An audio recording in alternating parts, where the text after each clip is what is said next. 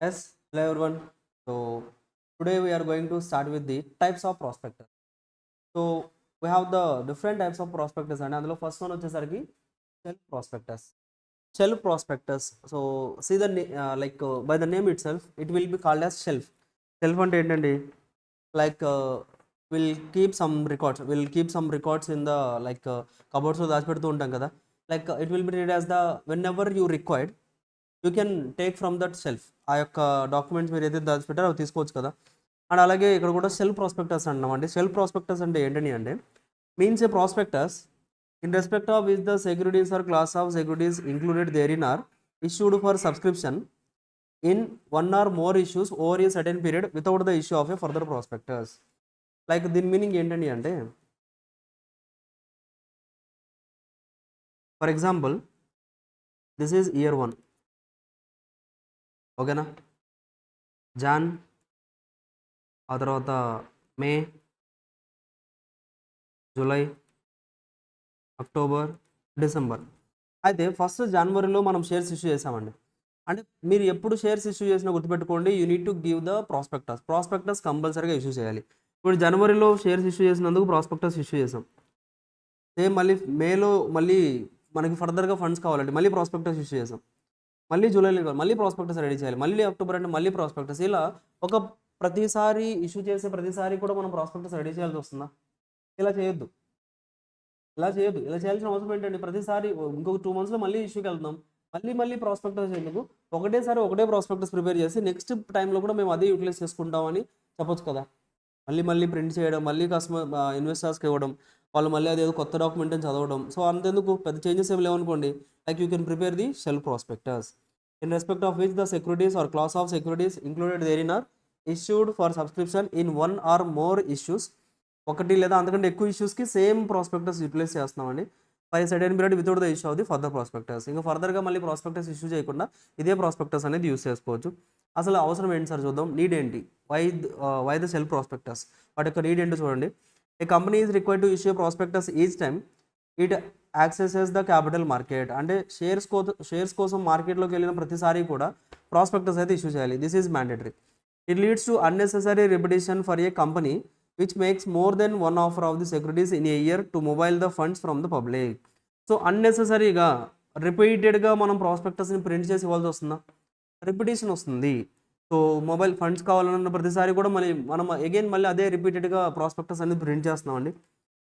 Away out is shelf prospectus. So దాని నుంచి బయటికి రావడానికి మనకు ఒక ప్రాసెస్ ఉంది, అదే shelf prospectus which remains valid a specified time. నార్మల్గా 1 year వ్యాలిడిటీ ఉంటుందండి. Like a specified time period during which offer of securities may be made by a company to the public without going through the arduous exercise of issuing the fresh prospectus every time. So ప్రతిసారి కూడా మీరు prospectus ఫ్రెష్గా issue చేయాల్సిన అవసరం లేదండి.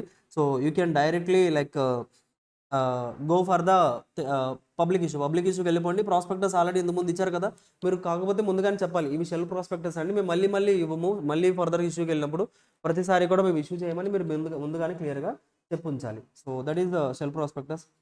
Filing of shelf prospectus with the registrar. So రిజిస్ట్రార్తో file చేయాలి. So filing of shelf prospectus with the registrar. So shelf prospectus అనేది రిజిస్ట్రార్కి ఇవ్వాలా? ఎస్, ఫస్ట్ అసలు రిజిస్ట్రార్కి ఇవ్వాలి. Shelf prospectus may be filed with the registrar at the stage of first offer of securities by class or classes of companies as the Securities and Exchange Board may provide by regulations in this behalf. Shelf prospectus everandi may be filled with the registrar at the stage of first offer of securities. So securities ఎప్పుడైతే మనం first offer చేస్తామో అప్పుడే shelf prospectus కూడా issue చేయాలండి. It has to be indicated period not exceeding 1 year. So చెప్పానా ఏంటండి, shelf prospectus maximum 1 year వరకు. 1 year తర్వాత మళ్ళీ మీరు ఫ్రెష్ ప్రాస్పెక్టస్ అనేది ఇష్యూ చేయాలి. అంటే మీరు ఒకసారి ప్రాస్పెక్టస్ ఇష్యూ చేస్తే 1 year వరకు కూడా మీరు ఎన్ని నెంబర్ ఆఫ్ షేర్స్ అయినా ఆఫర్ చేయండి, బట్ ప్రాస్పెక్టస్ అనేది ప్రిపేర్ చేయాల్సిన అవసరం లేదు. ఓకేనా. Period of validity to commence from the date of opening of the first offer. ఎప్పటి నుంచి స్టార్ట్ చేయాలి? ఈ 1 year ఎప్పటి నుంచి కౌంట్ చేయాలండి? ఫస్ట్ ఆఫర్ మీరు ఎప్పుడైతే ఇచ్చారో అక్కడి నుంచి కూడా 1 year కౌంట్ చేయాలి. In respect of any second or subsequent offer of such securities issue during the period of validity of such prospectus no further prospectus is required. మళ్ళీ సపరేట్గా మళ్ళీ టోటల్ ప్రాస్పెక్టస్ ప్రిపేర్ చేసి సైన్ చేసి print చేసి ఇదంతా అవసరం లేదండి. బట్ దాని ప్లేస్లో ఇన్ఫర్మేషన్ మెమోరాండం అని వస్తుంది. అంటే ఏదైనా చేంజెస్ ఉన్నాయి, లాస్ట్ ఆఫర్కి ఈ ఆఫర్కి ఏదైనా చేంజెస్ ఉన్నాయి అనుకోండి, ఆ చేంజెస్ తెలియాలి కదా పబ్లిక్కి. ఆ చేంజెస్ ఎలా తెలుస్తుందండి? మీరు ప్రాస్పెక్టస్ ఇవ్వట్లేదు, మరి ఎలా తెలుస్తుంది? That's why information memorandum will be there. ఆ ఇన్ఫర్మేషన్ మెమోరాండం ఏదైతే ఉందో ఆ ఇన్ఫర్మేషన్ మెమోరాండం ఇచ్చేసి వీ కెన్ డూ ఇట్. చూడండి, a company filing a shell prospectus shall be required to file an information memorandum with the register within the prescribed time prior to the issue of the second or subsequent offer of securities under the shelf prospectus. So second offer ఇచ్చినప్పుడు లేదా ఇంకొక offer ఏదైనా ఇస్తున్నప్పుడు కంపల్సరీగా మనం ఏంటంటే shell ప్రాస్పెక్టస్ని file చేయాలి. To file an information memorandum అనేది ఫైల్ చేయాలండి. అందులో ఏముంటుంది చూడండి, ఇన్ఫర్మేషన్ మెమోరాండంలో ఏముంటుందండి, material facts relating to the new charges created. So న్యూగా ఏదైనా ఛార్జెస్ క్రియేట్ అయ్యాయా, మన కంపెనీ అసెట్స్ మీద ఏదైనా ఛార్జెస్ క్రియేట్ అయ్యాయా, that will be mentioned in the information memorandum. And financial పొజిషన్లో ఏదైనా చేంజెస్ ఉన్నాయా as have occurred between the first offer of the securities and the previous offer of the securities and the succeeding offer of the securities. So ప్రజెంట్కి పాస్ట్లో మనం offer చేసిన వాటికి ఏదైనా ఫైనాన్షియల్గా బిగ్ చేంజెస్ ఏదైనా ఉన్నాయా, అవి కూడా మీరు ఒక ఇన్ఫర్మేషన్ మెమోరాండంలో రికార్డ్ చేయాలి. And such other changes as maybe prescribe. ఏదైనా స్పెసిఫిక్గా ప్రిస్క్రైబ్ చేస్తే వాటన్నింటిని కూడా మీరు ఇన్ఫర్మేషన్ మెమోరాండంలో రికార్డ్ చేయాలి. Clear? Exactly. Provision to subsection 2 provides a safeguard to applicants who made payment in advance. It is provided that where a company or any other person has received applications for the allotment of securities along with the advance payment of the subscription, before making of any such change, the company or other person shall intimate the changes to such applicants, and if they express a desire to withdraw their applications, the company or other person shall refund all the monies received as subscription within the 15 days thereof. So shall intimate the changes to such applicants. Like అంటే public మనకు ముందుగానే advance ఇచ్చేసారండి. అంటే next issue ఏదైతే జరగబోతుందో దాని రిలేటెడ్గా మనకు ముందుగానే అడ్వాన్స్ ఇచ్చారు. ఆ తర్వాత మీరు ఏం జరిగిందండి, నెక్స్ట్ ఇష్యూ చేశారు, బట్ కాకపోతే ఇన్ఫర్మేషన్ మెమోరాండంలో కొంచెం చేంజెస్ ఇచ్చారు. ఆ చేంజెస్ కనుక ఆ షేర్ హోల్డర్ డిజైరబుల్గా లేకపోతే మొత్తం అమౌంట్ కూడా విత్డ్రా చేసి ఇచ్చేసేయాలి. అర్థమవుతుందండి? This is shell prospectus. So process ఎలా ఉంటుంది, the information memorandum shall be prepared in form number PAS2 prospectus and allotment of securities. So PAS2 form నెంబర్లో లైక్ ఇన్ఫర్మేషన్ మెమోరాండం ప్రిపేర్ చేయాలండి. చూడండి,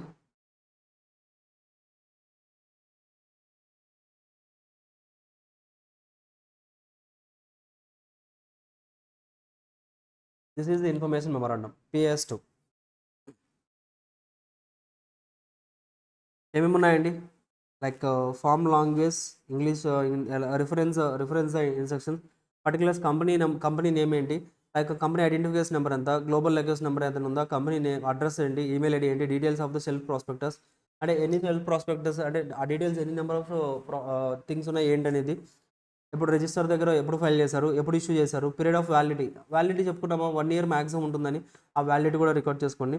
details of securities being offered, మనం ఇప్పటి వరకు ఎన్ని securities offer చేస్తాం, కైండ్స్ ఆఫ్ సెక్యూరిటీస్, ఎలాంటి equity, preference, face value ఎంత, ప్రీమియం ఏదైనా ఉందా, ఇష్యూ ప్రైస్ ఉందా, date wise the details of the charges created, assets మీద ఏదైనా చేంజెస్, ఇప్పుడు మనం ఇన్ఫర్మేషన్ మెమోరాండం కదా, అంటే ఏది చేంజెస్ ఏమేమి జరిగాయి, ఛార్జెస్ ఏదైనా క్రియేట్ అయ్యాయా, లేకపోతే లైక్ ఫైనాన్షియల్ చేంజెస్ ఏదైనా ఉన్నాయా, changes in the financial position చదువుకున్నామండి, ఈ చేంజెస్ ఏదైనా ఉన్నాయా, ఇంకేదైనా అడిషనల్ థింగ్స్ ఏదైనా ఉంటే అడిషనల్ అకౌంటింగ్ పాలసీస్ చేంజెస్ ఉన్నాయా, ఇవన్నీ కూడా ఏవైతే చేంజెస్ ఉన్నాయో అవన్నీ ఫిల్ చేసేసి need to record in this information memorandum.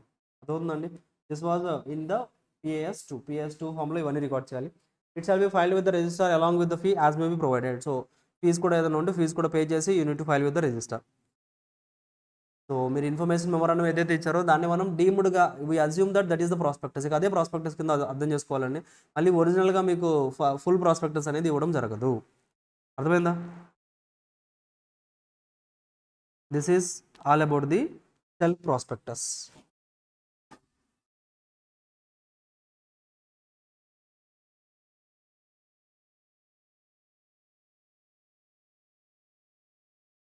This is all about shell prospectus. Next one చూడండి, రెడ్ హెర్రింగ్ ప్రాస్పెక్టస్ అంటే నార్మల్గా రెడ్ హెర్రింగ్ అంటే ఏంటని అంటే లైక్ ఇన్కంప్లీట్ అండి. డిక్షనరీ మీనింగ్ రెడ్ హెర్రింగ్ అంటే ఏంటండి అంటే incomplete. The expression red herring means a prospectus which does not include the complete particulars of the quantum or price of the securities. అంటే క్లియర్గా మీకు సెక్యూరిటీస్ ప్రైస్ ఎంత, లేకపోతే ఎన్ని నెంబర్ ఆఫ్ షేర్స్ ఆఫర్ చేస్తున్నాం అనేది ప్రొవైడ్ చేయలేదు. ఎందుకు? కంపెనీకి ఇంకా గ్యారంటీ లేదు ఎన్ని నెంబర్ ఆఫ్ షేర్స్ ఆఫర్ చేయొచ్చు, పబ్లిక్లో డిమాండ్ ఎంత ఉంది, లేదా ప్రైస్ అనేది ఏ ప్రైస్కి ట్రేడ్ చేయాలి ఏంటి అనేది ఇంకా కంపెనీకే గ్యారంటీ లేదండి. బట్ ఫండ్స్ అయితే రైజ్ చేయాలి. So that's why first of all original prospectus ready చేయక ముందుగానే ఒక రెడ్ హెరింగ్ ప్రాస్పెక్టస్ అనేది ప్రిపేర్ చేస్తారు. సో చూడండి నీడ్ ఏంటో. Developments takes place in the financial markets from time to time allowing innovative methods of raising funds so as to avail the most of the favorable market conditions. So mostly మనకి best possible conditions like favourable conditions రావడానికి మనం ఈ red herring prospectus use చేస్తామండి. Timing the issue and book building of issues are facilitated by the concept of red herring prospectus.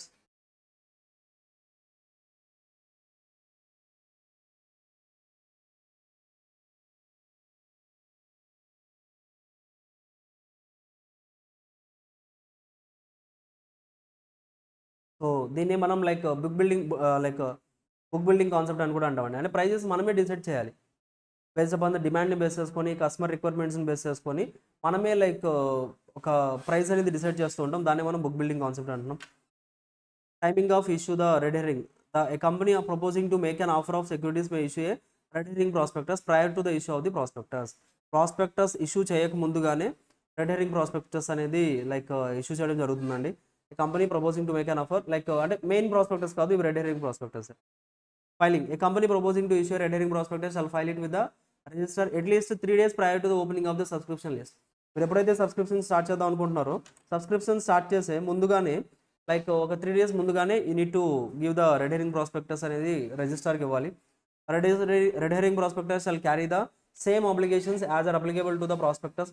ప్రాస్పెక్టస్కి ఎలాంటి rules and regulations ఉంటాయో red herring prospectus కూడా అలాంటి rules and regulations ఉంటాయండి. And any variation between the red herring prospectus and prospectus shall be highlighted as variation in the prospectus. So ఏదైనా changes ఉంటే మాత్రం వాటిని కూడా అంతే మనం ఇంతకుముందు ఇన్ఫర్మేషన్ మెంబర్ అన్నాం కదా, ఇక్కడ హైలైట్ చేసేస్తాం. That's it.